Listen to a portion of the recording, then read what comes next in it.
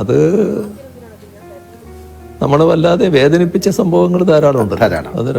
അത് വേദനിപ്പിച്ച ധാരാളം സംഭവങ്ങളുണ്ട്. ഇപ്പോൾ ഏറ്റവും അധികം വിഷമം തോന്നുന്നത് നമ്മുടെ ഒന്നിച്ചുള്ളവരും നമ്മളെ വിട്ടുപിരിയുമ്പോൾ, നമുക്ക് ശേഷം വിട്ടുപിരിയേണ്ടവരാണെന്ന് കരുതുന്നവർ വിട്ടുപിരിയുമ്പോൾ ഒക്കെ ഉണ്ടാകുന്ന പ്രയാസങ്ങളുണ്ടല്ലോ.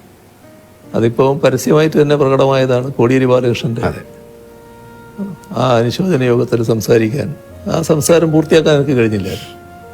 അത് സ്വാഭാവികമായിട്ട് വരുന്ന ഒന്നാണ്. അങ്ങനെയുള്ള ചില ഘട്ടങ്ങൾ ഉണ്ടായിട്ടുണ്ട്. അങ്ങേക്ക് ജീവിതത്തിൽ എന്തിനെങ്കിലും ഭയമുണ്ടോ? ഭയം എന്നത് ആ തരത്തിലില്ല. പക്ഷേ പൊതുവിൽ ഞാൻ പാർട്ടിക്ക് കീഴ്പ്പെട്ടു പോകുന്ന ഒരാളാണ്. പാർട്ടി ആഗ്രഹിക്കുന്ന പൊതുവായ നിലപാടുകളുണ്ട്. ആ നിലപാടുകളിൽ അണുകിട വ്യത്യാസം വരരുതെന്ന് ചിന്തിക്കുന്ന ഒരാളാണ് ഞാൻ. അതിനെ ഭയന്ന് ഞാൻ ജീവിക്കുകയാണ്. അങ്ങനെയൊരു ഭയമുണ്ട് എന്ന് വേണമെങ്കിൽ പറയാം. മറ്റ് തരത്തിലുള്ള ഭയം എന്നെ അധികം ബാധിക്കാറില്ല. ജീവിതത്തിലെ എന്തിൻ്റെയെങ്കിലും പേരിൽ അങ്ങ് പശ്ചാത്തപിച്ചിട്ടുണ്ടോ? പശ്ചാത്തപിക്കേണ്ടി വന്നിട്ടുള്ളൊരു ഘട്ടം പറഞ്ഞാൽ, എൻ്റെ ഒരു കോളേജ് പഠനകാലത്ത് ഒരു സുഹൃത്തുണ്ടായിരുന്നു. നല്ല അടുത്ത സുഹൃത്താണ്. അപ്പോൾ ആ വിദ്വാൻ നല്ല വലിയ കാശുള്ള ആളാണ്. സായിപ്പിൻ്റെ മകനായിട്ടുള്ള ആളാണ്. അപ്പോൾ അതിൻ്റെ ഭാഗമായിട്ട് തന്നെ കാശ് ധാരാളമുണ്ട്. അന്ന് ഈ ട്രൗസറിൻ്റെ പോക്കറ്റിൽ നിന്ന് 100 നോട്ടുകൾ എടുക്കുന്ന ഒരു വിദ്വാനാണ്. അങ്ങനെ കാശുണ്ടാകുന്ന ഒരു വിദ്വാൻ. പക്ഷെ എന്നെ വലിയ കാര്യമായിരുന്നു. വളരെ അടുത്ത ബന്ധത്തിലായിരുന്നു. മദ്യപാനത്തിലേക്ക് നീ പുള്ളി. അപ്പം ഞാനന്ന് ഒരു വിദ്യാർത്ഥി പ്രവർത്തകനൊക്കെ ആയിട്ട് മാറിയിട്ടുള്ള കാലമാണ്. അപ്പം ഞാൻ പറഞ്ഞു, അത് ശരിയല്ലേ, ഇത് മദ്യം ഉപയോഗിക്കാൻ പാടില്ല എന്ന് പറഞ്ഞു. പക്ഷെ അത് വല്ലാതെ പരിധി വിട്ട് പ്രയോഗിക്കുന്നവരെ വന്നു. അപ്പോൾ പിന്നെ ഞാൻ ആ ബന്ധം അങ്ങ് വിച്ഛേദിച്ചു. പിന്നെ എനിക്ക് പലപ്പോഴും തോന്നിയിട്ടുണ്ട്, ആ ബന്ധം വിച്ഛേദിച്ചത് അയാളെ കൂടുതൽ നാശത്തിലേക്ക് എത്തിച്ചു. അയാൾ വല്ലാതെ തകർന്നുപോയി. തകർന്നൊരു പൂർണ്ണമായ മദ്യപാനിയായി റോഡ് വക്കിലൊക്കെ ഇരിക്കുന്ന സൈസായിട്ട് മാറിയിരുന്നു. അപ്പോൾ അത് പിന്നെ എന്നെ ഒരു കുറ്റബോധത്തിലേക്ക് നയിച്ചിരുന്നു. അത് അന്ന് ഞാൻ അങ്ങനെ വിട്ടിരുന്നില്ലെങ്കിൽ ഞാനുമായിട്ടുള്ള അടുപ്പം തുറന്നിരുന്നുവെങ്കിൽ അയാൾ മദ്യപിക്കുമായിരുന്നു. പക്ഷേ ഇതുപോലൊരു മദ്യപാനിയായിട്ട് മാറില്ലായിരുന്നു എന്നാണ് എൻ്റെ ഒരു തോന്നൽ. അതാണ് എനിക്കൊരു കുറ്റബോധം തോന്നിയ ഒരു കാര്യം. മറ്റൊന്ന് കാര്യങ്ങൾ അങ്ങനെ തോന്നിയിട്ടില്ല. അപ്പം അങ്ങയുടെ ദൗർബല്യം എന്താണ് എന്ന് ഞാൻ ചോദിച്ചാൽ എന്തായിരിക്കും ഒരു ഉത്തരം? അത് എന്താണെന്ന് ഇപ്പോൾ ദൗർബല്യം മനസ്സിലാക്കുന്ന ചില ആൾക്കാർ കണക്കാക്കിയത് എൻ്റെ ദൗർബല്യം എൻ്റെ മക്കളാണെന്നാണ്. അങ്ങനെ ഒരു ദിവസം രാവിലെ എൻ്റെ ഒരു കോളേജ് കാലത്തുള്ള ഒരാൾ രാഷ്ട്രീയമായിട്ട് വിരുദ്ധചേരിയിലാണ്. രാവിലെ എൻ്റെ വീട്ടിൽ വരികയാണ്. എതിർചേരിയിലാണ്, ഭയങ്കര എതിരാടിയാണ്. രാവിലെ വീട്ടിൽ വരികയാണ്. എന്താ പേര് ഞാൻ പറയുന്നില്ല, എന്താന്ന് ചോദിച്ചപ്പോൾ ഇരിക്കുമെന്ന് പറഞ്ഞു. അല്ല, ഞാനൊരു കാര്യം പറയാൻ വന്നതാണ്. പറഞ്ഞ് നിങ്ങളെ നല്ല വിജയൻ്റെ എന്നാണ്. വിജയൻ്റെ മക്കളെ നേരെ ഒരു നോട്ട് കൊടുത്തിട്ടുണ്ട്. ആളെ പേര് പറയുന്നുണ്ട്. അത് തട്ടിക്കൊണ്ടു പോകാനാണ്. ഇയാളുടെ പ്രധാന സുഹൃത്താണ് ഈ ചെയ്യുന്നത്. ഈ പ്രധാന സുഹൃത്താണ് ഇത് പ്ലാൻ ഇട്ടിട്ടത്. അപ്പോൾ ആ സുഹൃത്തിനോട് ഇയാൾ പറഞ്ഞു, പിന്നെ അതും ചെയ്യാൻ പാടില്ല, അതൊക്കെ പിന്നെ നാട് കത്തും, അന്ന് അങ്ങനെ ഒരു വഴിക്ക് പോകരുത് എന്നൊക്കെ പറഞ്ഞു.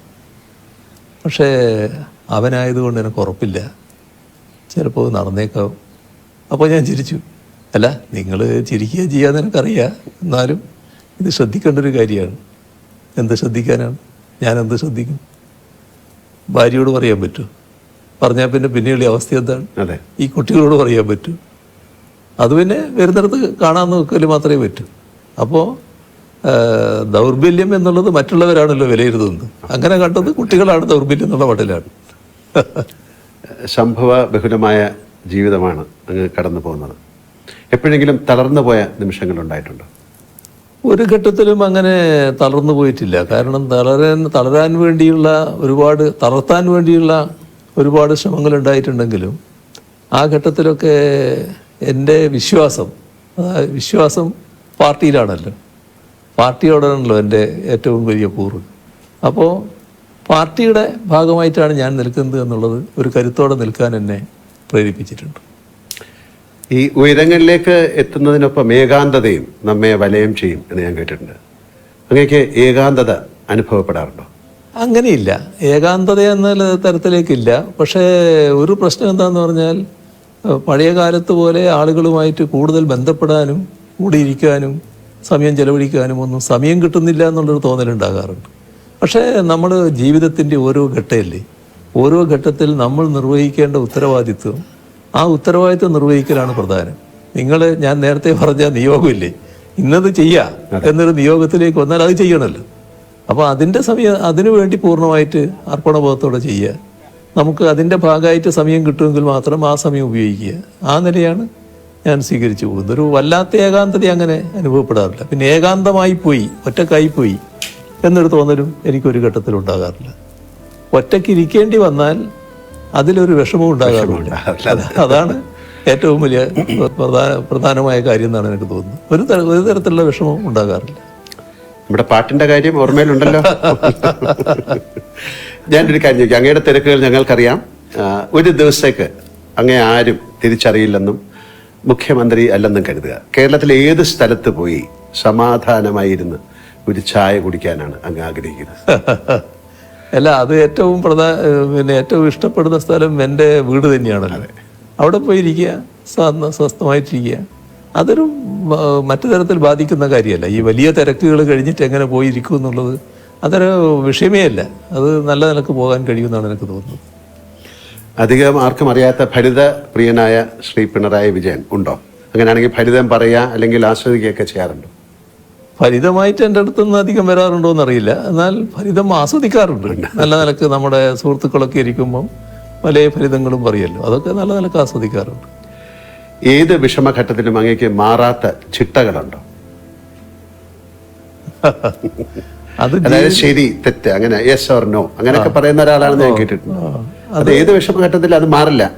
അതൊരു ജീവിത രീതി തന്നെയാണ്. അതൊരു എൻ്റെ ഒരു ശൈലിയായിട്ട് വന്നിട്ടുള്ള കാര്യമാണ്. അത് ആ നിലക്ക് തന്നെ തുടരാൻ കഴിയുമെന്നാണ് തോന്നുന്നത്. ജീവിതത്തിലെ ഏറ്റവും വലിയ പ്രചോദനം എന്താണ് സാറിൻ്റെ? അല്ലെങ്കിൽ ആരാണ്? അല്ല, അതിൽ ഓരോ ഘട്ടത്തിലുണ്ടാകുന്നതാണല്ലോ. ആദ്യ ഘട്ടത്തിൽ ഇപ്പോൾ AKG ആയിരുന്നു വലിയ ഒരു പ്രചോദന ശക്തിയായിട്ടുണ്ടായിരുന്നു. പിന്നെ അദ്ദേഹമായിട്ട് നല്ല ബന്ധത്തിലായി, നല്ല ബന്ധങ്ങൾ വന്നു. അങ്ങനെ പാർട്ടിയിൽ തന്നെ നല്ല നിലയിൽ ബന്ധപ്പെടുന്ന നില വന്നു. പിന്നെ അവരൊക്കെ ഒരു അധികായന്മാരാണല്ലോ. AKG EMS എന്നൊക്കെ പറഞ്ഞാൽ നമ്മുടെ കേരളത്തിലെ അധികായന്മാരാണ്. അവരൊക്കെ ഒരു റോൾ മോഡൽസ് ആയിരുന്നു. അതിനോടൊക്കെ നീതി പുലർത്താൻ കഴിഞ്ഞിട്ടുണ്ടെന്ന് തന്നെയാണ് എൻ്റെ ഒരു തോന്നൽ. ഈ പ്രളയവും കോവിഡും പോലുള്ള മഹാദുരന്തങ്ങൾ വന്നപ്പോൾ കേരളം ശ്രദ്ധിച്ചത് അങ്ങയുടെ വാക്കുകൾ ആയിരുന്നു. അതൊരു യാഥാർത്ഥ്യമാണ്. ഉള്ളിൽ ആധികമായി കഴിഞ്ഞ ജനങ്ങളിൽ ഇത്രയധികം ആത്മവിശ്വാസം പകരാൻ അങ്ങേക്ക് കഴിഞ്ഞത് എങ്ങനെയാണ്? ഇത് എന്താ പ്രത്യേകത എന്ന് പറഞ്ഞാൽ അതിനൊന്നും എനിക്ക് ഉത്തരം പറയാൻ കഴിയുന്ന കാര്യമല്ല. എന്നിൽ പ്രത്യേകമായ എന്തെങ്കിലും ഒരു കഴിവ് അങ്ങനെ ഉണ്ട് എന്ന് വിശ്വസിക്കുന്ന ഒരാളല്ല ഞാൻ.